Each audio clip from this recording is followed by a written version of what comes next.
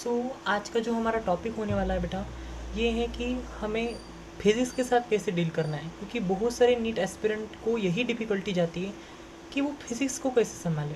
यदि हम बात करें जेईई एस्पिरेंट्स की, तो उनको फिज़िक्स इतना डिफ़िकल्ट नहीं जाता, क्योंकि उन्होंने इसलिए ही मैथमेटिक्स लिया होता है।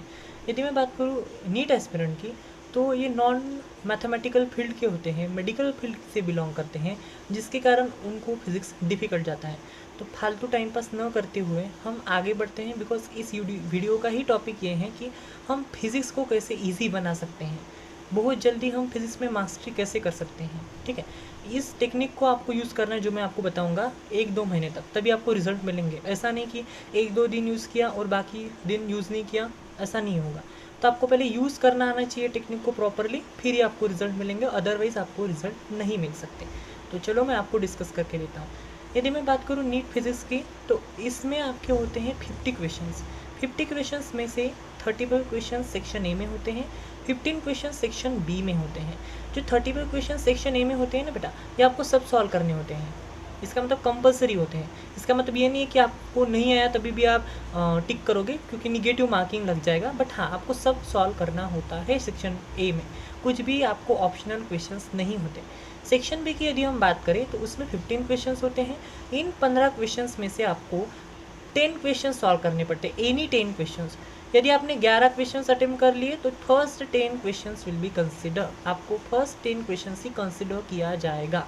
ठीक है, तो आपको ध्यानपूर्वक सॉल्व करना है सेक्शन बी के क्वेश्चंस। और सेक्शन बी के क्वेश्चंस का level as compare to section A बहुत ज़्यादा होता है, ये मेरा एक्सपीरियंस है। मुझे फिज़िक्स की यदि हम बात करें, तो 140 मार्क्स थे out of 180 in first attempt. ठीक है, और इसी वजह से मैं ऐसा नहीं कह सकता कि मेरी फिज़िक्स बहुत अच्छी है, बट हाँ, नॉर्मल सी है। ठीक है, यदि आप फिज़िक्स में 140 या 140 प्लस भी स्कोर कर लेते हो, तो आपका सिलेक्शन नक्की हो जाएगा, ज़रूर हो जाएगा। ठीक है, तो इसलिए आपको फिज़िक्स को ऐसा नहीं है कि बाउंड्री की तरह ट्रीट करना है, कि नहीं सिलेक्शन होने तक की या सिलेक्शन होने के सीमित ही नहीं पढ़ना है। फिज़िक्स को बहुत जी जान लगा के पढ़ना है, क्योंकि फिज़िक्स, केमिस्ट्री, बायोलॉजी में से फिज़िक्स ऐसा एक सब्जेक्ट है जिसको कंसंट्रेशन के साथ साथ कॉन्सेप्ट समझने की भी बहुत इंपॉर्टेंट आवश्यकता होती है। केमिस्ट्री या बायोलॉजी में आप रट्टा कर सकते हो, बट फिज़िक्स में ऐसा नहीं हो सकता। तो चलो हम डिस्कस करते हैं।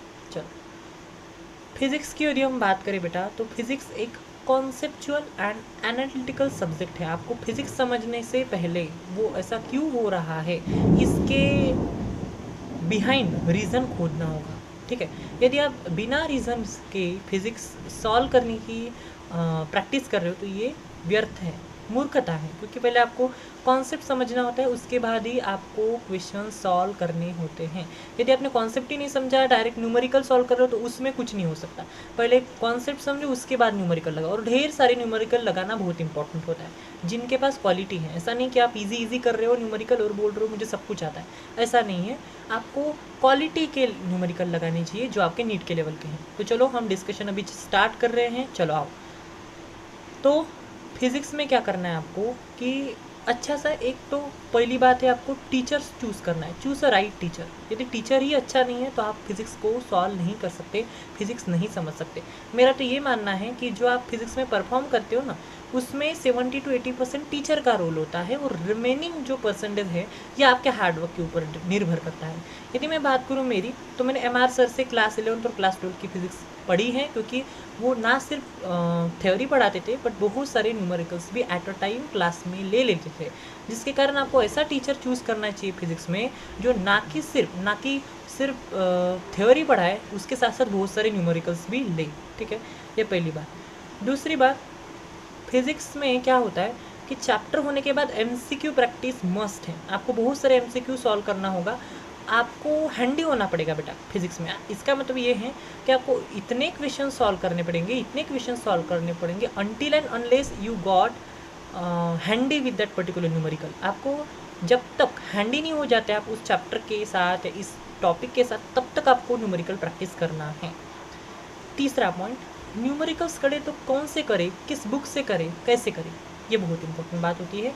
यदि मैं बात करूँ MR सर की, तो MR सर जो हैं, ये क्लास में ही 200 से 250 के आसपास न्यूमेरिकल ले लेते थे पर चैप्टर।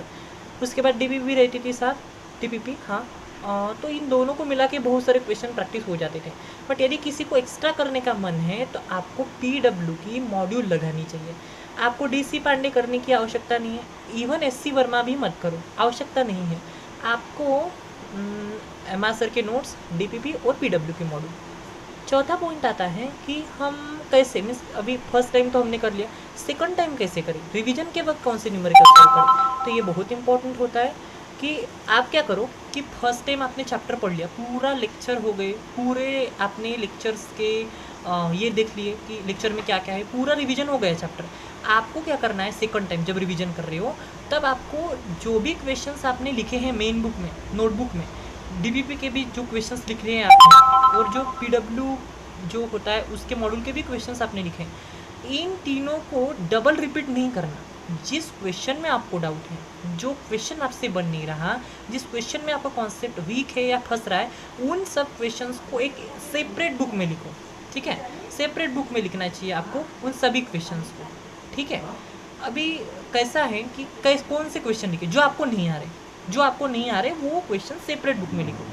अभी कितने क्वेश्चंस लिखे पर चैप्टर, ये डिपेंड करते हैं उस चैप्टर के इस पे क्या बोलते हैं उसको, उस चैप्टर के वेटेज पे डिपेंड करता है। यदि चैप्टर का वेटेज अच्छा खासा है तो आप नंबर ऑफ क्वेश्चंस बढ़ा लो, यदि चैप्टर का वेटेज अच्छा खासा नहीं है तो नंबर ऑफ क्वेश्चंस घटा लो। सपोज यूनिट्स एंड डायमेंशन के लिए हम बात करें तो स्टूडेंट क्या करते हैं, फर्स्ट जो आपका टॉपिक होता है principle of homogeneity, dimensional analysis, इस तक ही लिखते हैं क्वेश्चन। बाकी का जो लास्ट पार्ट है मेजरिंग इंस्ट्रूमेंट, उसकी तरफ कोई फोकस नहीं करता, और यही एक क्वेश्चन आ जाता है उस टॉपिक से। तो आपको इस तरह से क्वेश्चन लिखने हैं कि प्रत्येक टॉपिक से, प्रत्येक चैप्टर के वो आ जाए। ठीक है, हाँ, ये बहुत इंपॉर्टेंट होता है। यदि यूनिट्स एंड डायमेंशन के आपको इंपॉर्टेंट 20 क्वेश्चन से लिखने हैं। यदि मैं रोटेशन डायनामिक्स की बात करूँ तो अप टू 40 लिख सकते हो। ये डिपेंड करता है आपको कितने क्वेश्चंस नहीं आए, बट ज़्यादा नहीं करना, क्योंकि रिवीजन के वक्त आपको इतने क्वेश्चन सॉल्व करने की आवश्यकता नहीं होती। बिकॉज मैंने बहुत सारे जन देखे हैं कि वो क्या करते हैं कि जो जब चैप्टर चल रहा होता है तब बहुत सारा सॉल्व कर लेते हैं, रिवीजन के वक्त सिर्फ वो पढ़ते हैं थ्योरी, क्वेश्चंस ही नहीं लगाते। इसके कारण क्या होता है कि क्वेश्चन प्रैक्टिस करने के बावजूद भी वो फिज़िक्स में अच्छा स्कोर नहीं कर पाता। तो आपको क्या करना है बेटा, जब रिवीजन कर रहे हो तो सिर्फ थ्योरी की मत करो, उसके साथ साथ न्यूमेरिकल्स लगाना मस्ट होता है। ठीक है, तो आपको क्या करना है, एक बुक बनानी है, बुक में उस पर्टिकुलर चैप्टर के रिलेटेड इंपॉर्टेंट क्वेश्चंस ही लिखने हैं, और वो क्वेश्चंस आपको रिपीट करते जाना है। फर्स्ट टाइम रिपीट किया, सेकंड टाइम रिपीट किया, थर्ड टाइम रिपीट किया। इसका मतलब आपको जितने बार साइकिल घुमा सकते हो ना, उतने बार आपको साइकिल घुमानी है। आपको 10 किताबें नहीं देखनी कि एक किताब में नहीं मिला, दूसरी किताब ली, दूसरी किताब में नहीं मिला, तीसरी किताब ली, ऐसा आपको करना नहीं है। आपको सिर्फ यही करना है कि जो भी इंपॉर्टेंट क्वेश्चन है उनको ही आप रिपीट करो। एक बुक में लिख लो इंपॉर्टेंट क्वेश्चंस पर्टिकुलर चैप्टर के, और उसको ही रिपीट करते जाओ जब तक आप उसमें सेटिस्फैक्शन है, जब तक आपको वो टॉपिक नहीं आ जाता। अभी एक बात आती है, बहुत सारे स्टूडेंट कहते हैं कि क्या हम उन पर्टिकुलर क्वेश्चंस को रट लें। क्वेश्चंस को रटना नहीं होता बेटा। यदि क्वेश्चन नहीं आ रहा है तो उस क्वेश्चन के पीछे कौन सा लॉजिक यूज़ हुआ है वो आपको ध्यान में रखना है, क्योंकि ऐसा तो नहीं होगा ना बेटा नीट में कि वैल्यू सहित न्यूमेरिकल रिपीट होगा, ऐसा नहीं होगा। वैल्यू चेंज करके ही न्यूमेरिकल आएगा, वैल्यू चेंज करके ही न्यूमेरिकल आता है, एग्जैक्ट न्यूमेरिकल कभी भी रिपीट नहीं होता।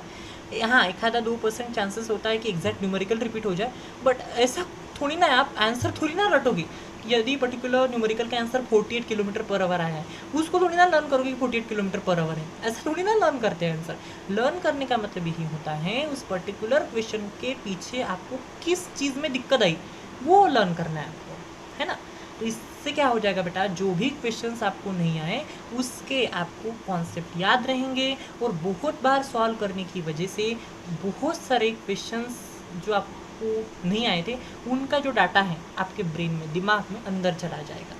इस तरह से आपको प्रिपेयर करना है फिजिक्स। यही मैंने टैक्टिक्स यूज़ की थी, टेक्निक यूज़ की थी, जिसकी वजह से 140 आउट ऑफ 180 मुझे मिले थे। ये बेकार स्कोर है, बट एज सच इतना भी बेकार नहीं है। ठीक है, यदि आप उसी टेक्निक को ढंग से यूज़ करोगे तो आपका स्कोर अबव 170 भी जा सकता है। ये आपको टेक्निक यूज़ करनी है बेटा, और मुझे लगता है कि ये टेक्निक यूज़ करके आप बहुत कुछ कर पाओगे फिज़िक्स के अंदर।